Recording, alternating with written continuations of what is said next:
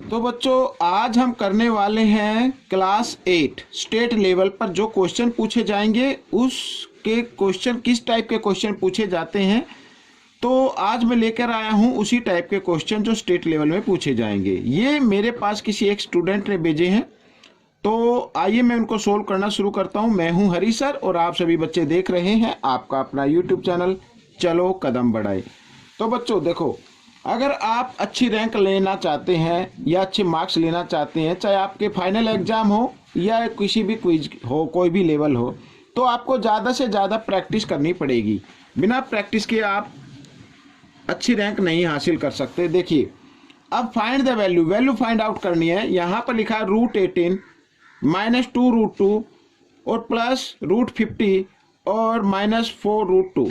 तो हमें क्या करना है, हमें इसको स्मॉलेस्ट यानी इसके फैक्टर कर लेने हैं। जैसे ये 18 है, अगर मैं इधर आपको दिखाऊं 18 के फैक्टर करते हैं इस तरीके से 2 से, ठीक है ना, 2 से करते हैं तो 2 9 जा 18। अब ये 2 से तो होगा नहीं, 3 से, 3 3 जा 9 तो 3 1 जा 3। अब यहाँ पर 3 का ग्रुप बन गया, पेयर बन गया मतलब। तो इसमें से हम क्या करेंगे, इसमें से 3 का पेयर बन गया तो 3 को बाहर निकालेंगे और 2 का पेयर नहीं बना तो 2 को अंदर रहने देते हैं रूट के अंदर। इस तरीके से हम इसको करेंगे। तो ये तो पहले ही स्मॉलेस्ट फैक्टर में। अब यहाँ पर 50 हो गया तो 50 को लिख सकते हैं 5√2। यानी कि अगर हम 50 के अगर हम फैक्टर करें, ठीक है, तो 5 का पेयर बन जाएगा। क्या बन जाएगा? 5 का पेयर बन जाएगा। इस तरीके से ये बन गया 5 का पेयर। तो जिसका पेयर बन गया उनमें से एक नंबर लिखना है और जिस नंबर का पेयर नहीं बनता उसको रूट के अंदर ही रहने देना है, ठीक है। और यहाँ पर 4√2 इस तरीके से। अब देखिए सभी में √2 आ चुका है, ठीक है ना, सभी नंबर में। तो अब ये देख रहे हैं ये माइनस है और ये भी माइनस है और ये दोनों प्लस हैं। तो पहले प्लस कर लेते हैं। तो 5√2 और 3√2 दोनों प्लस के, तो 5 और 3 कितना हो गया? 8। तो 8√2 हो गया। याद रखना कि रूट से आगे जो नंबर होता है वही ऐड या माइनस हो सकता है, रूट माइनस और ऐड नहीं करना, ठीक है ना। तो अब यहाँ देखो 4 और 2 ये हो गए -6, तो -6√2 इस तरीके से। अब ये माइनस है ये प्लस है, सेम रूट है। तो अब जो माइनस करना है हमें ये आगे वाले नंबर को करना है, ये रूट को नहीं करना है। तो 8 में से 6 माइनस करेंगे कितना आएगा? तो 2 आएगा। तो 2√2 ये आपका आंसर बन गया, ठीक है। आइए करते हैं नेक्स्ट क्वेश्चन, क्वेश्चन नंबर 2। तो क्वेश्चन नंबर 2 क्या कहता है, देखो 7/12 student of school went for a picnic and 350 did not go for it. How many students are there in the school? यानी कि टोटल स्टूडेंट हैं उसके अंदर, टोटल स्टूडेंट में से 7/12 तो गए पिकनिक पे और 350 नहीं गए। तो 350 भी टोटल में आएगा। तो हमें फाइंड आउट करना टोटल स्टूडेंट कितने हैं। Let the total student x, यहां पर लिख लेते हैं let the total student equal to x, ठीक है, अकॉर्डिंग टू क्वेश्चन। ये देखो अब x का 7/12 ये तो गया पिकनिक पे, यानी 7/12 ये पिकनिक पे गया। जो पिकनिक पे नहीं गए, देखो यहां पर मैं लिख देता हूं 7x/12 और +350, यानी ये पिकनिक पे जाने वाले हैं और ये स्टूडेंट पिकनिक पर नहीं गए। तो दोनों को ऐड कर दिया जाए तो टोटल स्टूडेंट बन जाता है और टोटल कितने x है। तो इस तरीके से आपको करना है। अब 7x/12 इस x को ले आओ इधर तो माइनस का हो जाएगा, इसके नीचे 1 डिनोमिनेटर ले सकते हैं और 350 को भी आप ले आओ इधर तो -350 हो जाएगा इस तरीके से, ठीक है। अब 12 और 1 का लेना है आपको एलसीएम, तो आ जाता है 12 और साथ ही क्रॉस मल्टीप्लाई भी कर देनी है। तो 1 को 7 से करेंगे 7x, -12 को x से करेंगे 12x, ठीक है, इस तरीके से। तो -350, ठीक है। अब ये जो 12 इधर डिवाइड में इधर आकर ये मल्टीप्लाई में हो जाएगा। साथ ही हम 12x और 7x, क्योंकि बीच में माइनस है तो माइनस प्लस माइनस कर देंगे।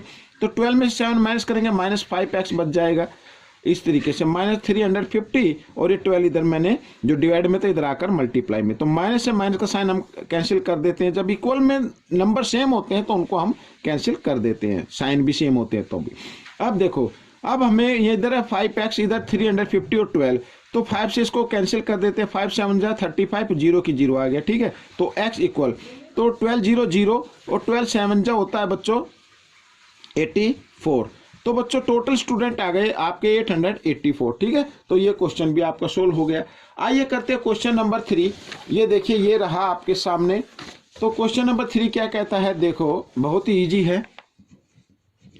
लिखा if 40% of 40% of x is equal to 40, then find the value of x. X की वैल्यू फाइंड आउट करने, बिल्कुल इजी है बच्चों।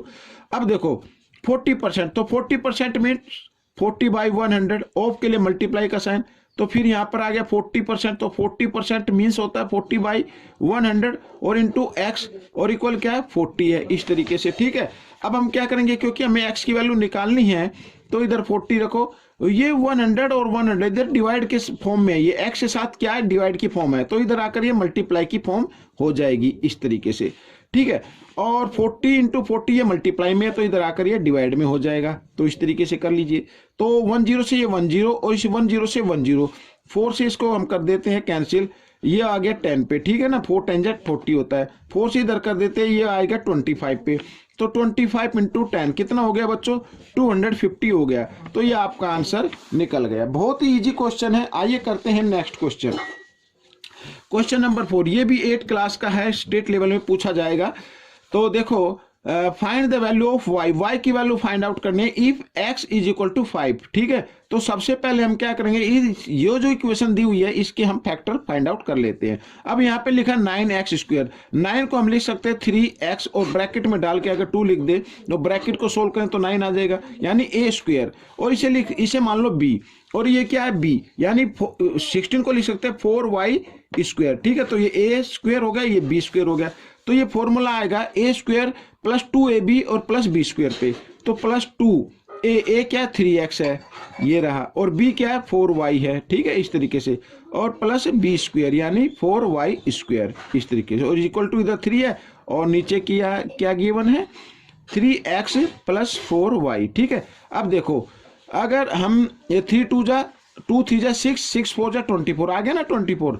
तो अब ये देखो, ये जो फॉर्मूला लिखा मैंने a स्क्वायर प्लस 2ab और प्लस b स्क्वायर, ये इक्वल होता है a प्लस b स्क्वायर के। ठीक है, तो हमें भी इसको किस में लिखना है, a प्लस b स्क्वायर में लिखना है।